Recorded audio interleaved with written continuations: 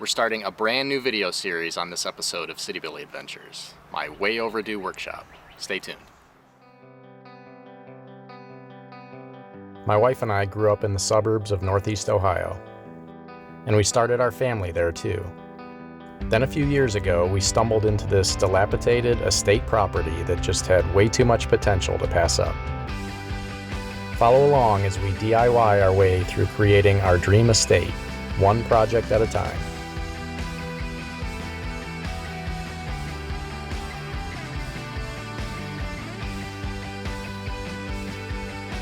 A wise man once said, "You're from the city, but you like hillbilly things.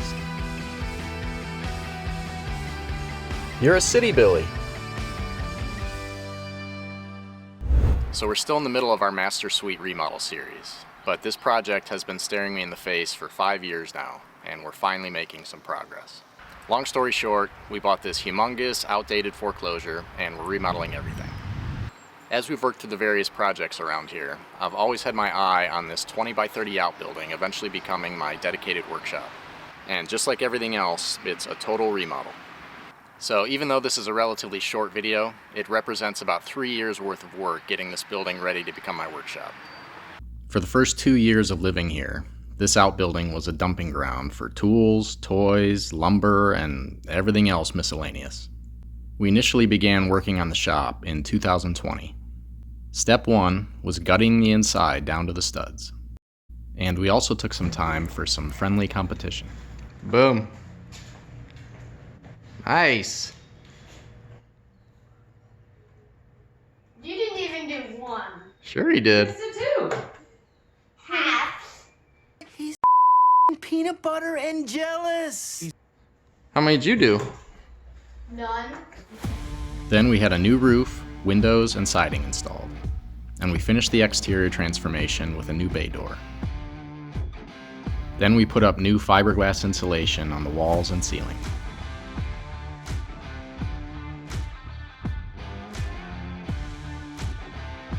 We were very lucky that the outbuilding already had water, electric, and gas. But this gas heater was outdated, oversized, and in need of a major upgrade.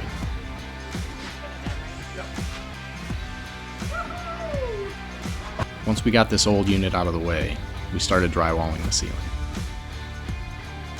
This type of drywall is called green board, and it's supposed to be resistant to moisture and mildew.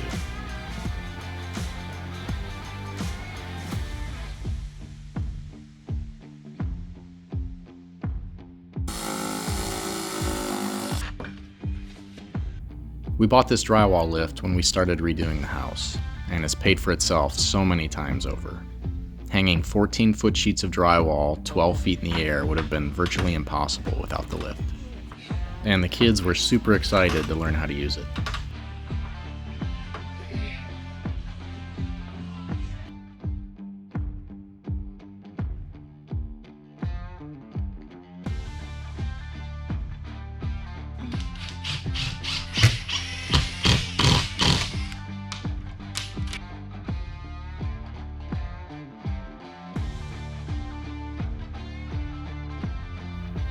Now, even though the shop wasn't even close to finished, it was still where we stored all our tools and lumber and lawn equipment.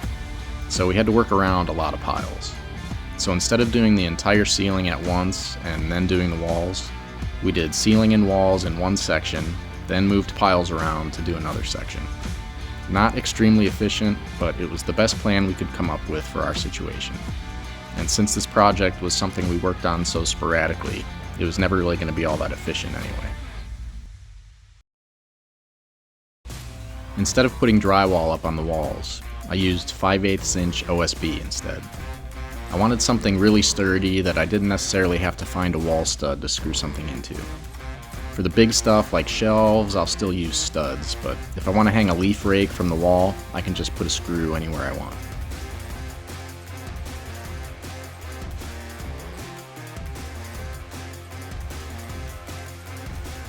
Once we got the ceiling drywalled in the corner where the gas line is, we could install our new, smaller, more efficient garage heater.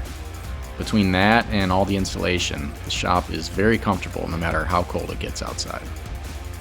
The ceiling goes up at a 15-degree angle, So in order to get the walls to fit nice, I adjusted my circular saw to 15 degrees and cut the top edge of the OSB to match the ceiling.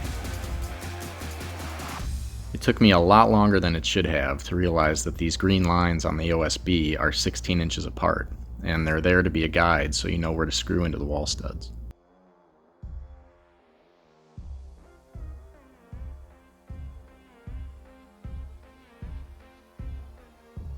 Then Mrs. CityBilly started the monumental task of mudding the ceiling. We borrowed some scaffolding to make her life a little less difficult.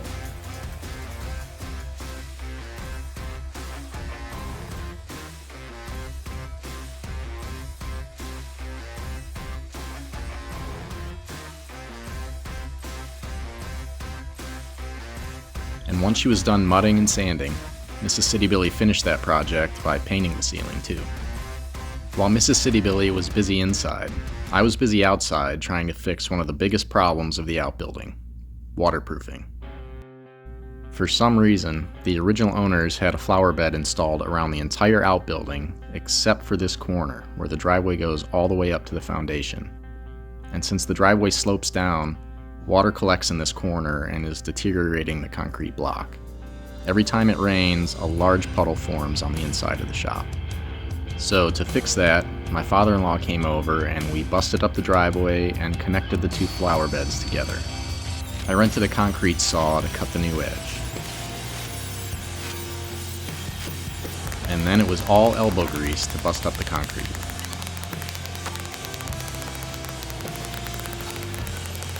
Then we formed a new curb to direct water further down the driveway where there's a drain.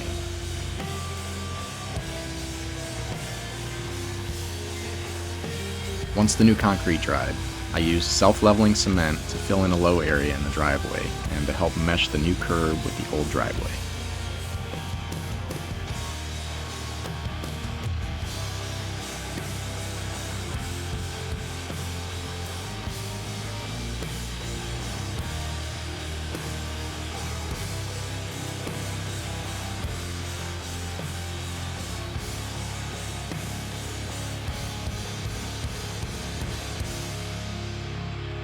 Now that I didn't have to worry about water collecting in that corner, I could waterproof the foundation. Luckily, it was record low rainfall earlier this summer, and it allowed me plenty of time to finish the waterproofing. I dug down as far as I could all the way around the foundation, and I filled in any large cracks with hydraulic cement. Then I went over the entire foundation with a masonry waterproofing latex paint.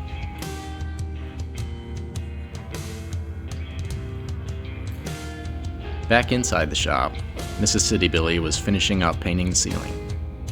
And luckily, not only is she my drywall mudder and my painter, she's also my electrician.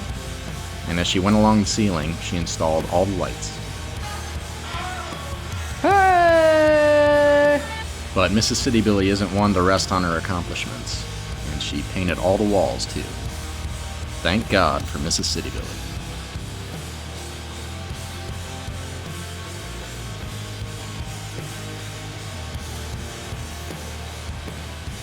Then she and the kids waterproofed the exposed portions of the foundation inside the shop.